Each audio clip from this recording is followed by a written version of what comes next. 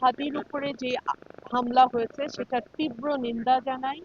এটা অত্যন্ত নেক্কারজনক ঘটনা। আপনাদের মনে থাকবে নভেম্বরের শুরুতে বিএনপির চট্টগ্রাম থেকে একজন প্রার্থীর ওপরও কিন্তু এরকম গুলির হামলা হয়েছে। তো যারা নির্বাচনটিকে কলঙ্কিত করতে চায়, যারা চায় না বাংলাদেশে একটি অবাধ, সুষ্ঠু এবং নিরপেক্ষ নির্বাচন হোক, যারা চায় না বাংলাদেশ গণতন্ত্রের পথে যাত্রা শুরু করুক, এবং যারা চায় না যে বাংলাদেশের মানুষ আবার একটি নির্বাচিত রাজনৈতিক সরকার পাক, তারাই কিন্তু এ ধরনের হামলার সঙ্গে যুক্ত বলে আমরা বিশ্বাস করি।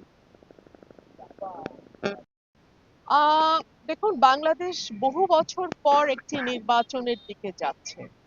একটা মহল তো চাইছে বাংলাদেশ যাতে এই লক্ষ্যে পৌঁছতে না পারে। সেই লোক সেই মহলটি নানানভাবে অস্থিতিশীল পরিবেশ তৈরির চেষ্টা করছে, আইন শৃঙ্খলা পরিস্থিতির অবনতি ঘটাচ্ছে, তারা মানুষের মধ্যে ভীতি তৈরি করছে।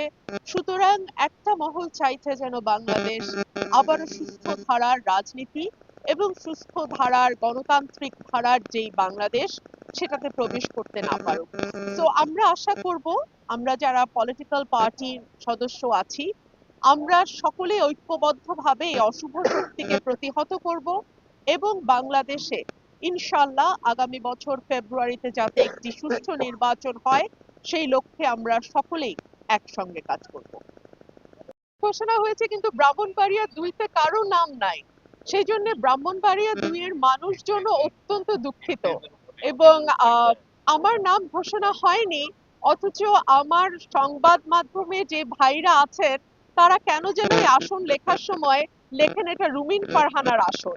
তাহলে সেটা আপনারাই ভালো জানেন কেন আপনারা এটা লেখেন।